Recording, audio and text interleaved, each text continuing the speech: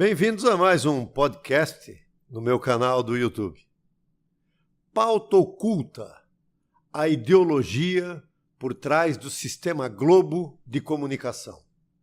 Hoje eu vou falar um pouco de economia. Não sou economista, sou advogado com 35 anos de exercício dessa linda profissão. Mas fiz um MBA em Direito da Economia e da Empresa lá na Fundação Getúlio Vargas, do Rio de Janeiro. Nesse final de semana, eu li um belíssimo artigo do Rodrigo Constantino falando sobre as pautas ocultas na grande imprensa brasileira. No artigo, o consagrado jornalista chama atenção para o papel da imprensa livre no sistema republicano. Ninguém nega isso. E volta e meia, quem está no governo tende, naturalmente, a tentar, direta ou indiretamente, usar a mordaça contra a imprensa livre. Feito esse registro, eu quero contar uma história. Semana passada, eu fui procurado por um agente de uma empresa de investimentos muito famosa, sendo apresentada como a maior empresa do setor no Brasil atualmente. É uma empresa que é o braço financeiro de um dos maiores conglomerados bancários do Brasil e do mundo. Por respeito, eu não vou referir os nomes, mas não é difícil deduzir quem seja.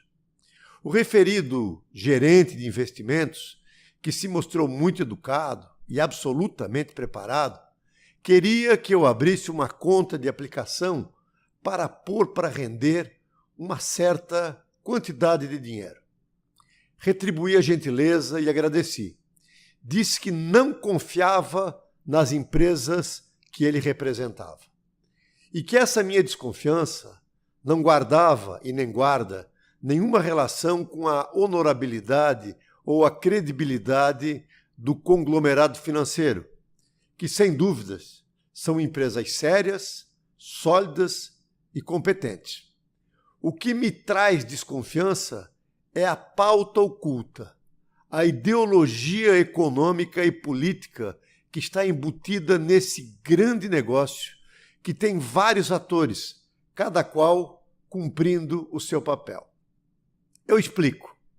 A empresa de investimentos em questão é uma das maiores anunciantes de um canal de TV por assinatura mantido pelo sistema Globo de comunicação, a Globo News.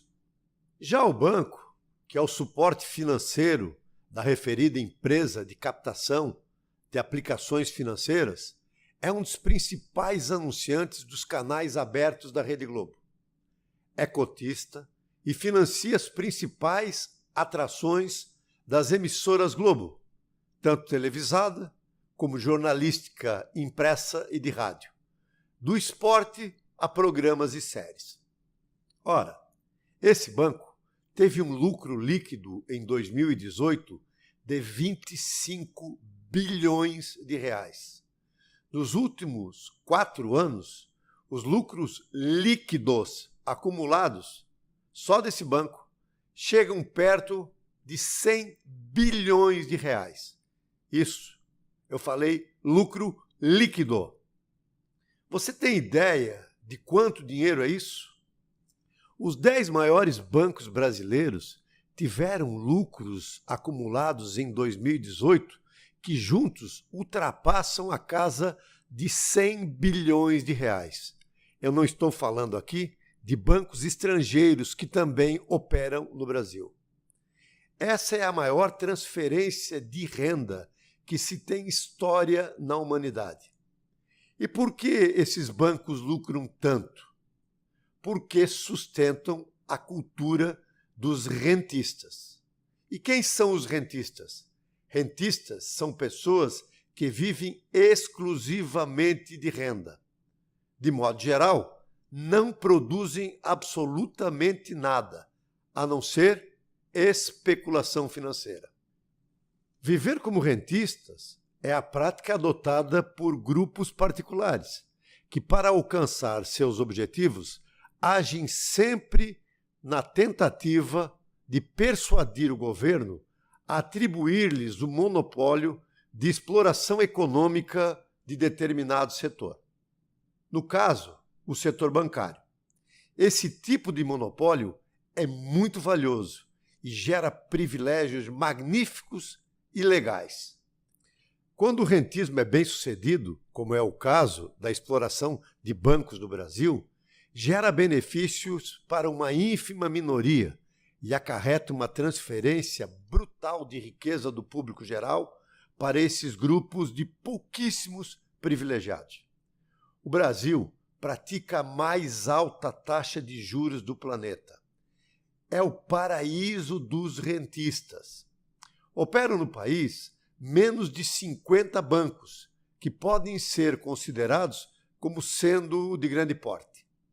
Para termos uma ideia, nos Estados Unidos existem cerca de 12 mil bancos. A quem interessa um país em crise crônica e constante em sua economia? Será que não há uma ideologia econômica controlada por esse sistema financeiro? Será que interessa para esse conjunto de poucos privilegiados que o Brasil encontre a sua grandeza? Será que interessa para essa casta que a economia vá bem?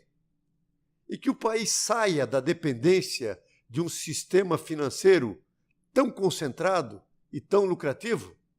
E ainda, não parece evidente que esse sistema de monopólio é quem dita a pauta oculta e se associa à maior empresa de comunicação do Brasil para tentar, de todas as formas, evitar que o país siga em estabilidade? Interessa para esses poucos bancos e banqueiros privilegiados que os juros caiam? Que outros bancos venham a operar no Brasil como um mercado aberto? Que se estabeleça uma concorrência que é fundamento do liberalismo econômico? Me parece que não.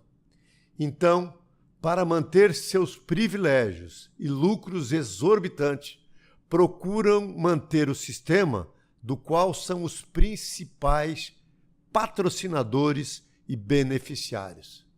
Conservar, literalmente conservar o que está aí. E como fazem isso? Mantendo a velha fórmula.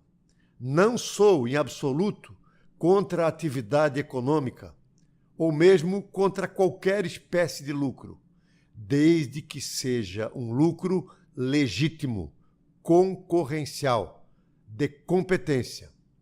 Lucro é progresso. O que eu sou contra é o monopólio cruel, abusivo e privilegiado. A Globo e o sistema financeiro brasileiro se retroalimentam. Por isso a Globo bate nas mudanças propostas por um governo liberal. Ao mesmo tempo em que serve os seus senhores provedores, se beneficia da chantagem que sempre fez com governos fracos para não caírem no descrédito popular. E a população é quem paga essa conta. Tudo é sistema financeiro, mesmo que travestido. Ou alguém em sã consciência acha que grandes conglomerados de lojas de varejo são boazinhas ao ponto de venderem uma geladeira em 30 prestações sem ter juros especulativos embutidos no valor dessa parcela? A atividade desses grupos de lojas de varejo é vender produtos, mas o grande negócio é o rentismo embutido por detrás da carteira de recebíveis. Alguém já viu que tenha viajado em outros países esse fenômeno acontecer? Ele só existe no Brasil. E isso custa caro ao país.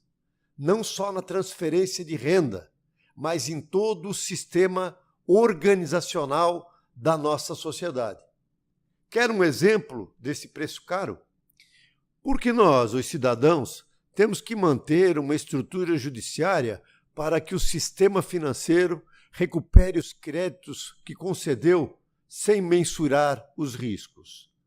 30% dos processos em trâmite no Poder Judiciário brasileiro são ações de bancos e cartões de crédito para recuperar créditos de inadimplentes. O que nós temos a ver com o fato de um banco ter emprestado mal?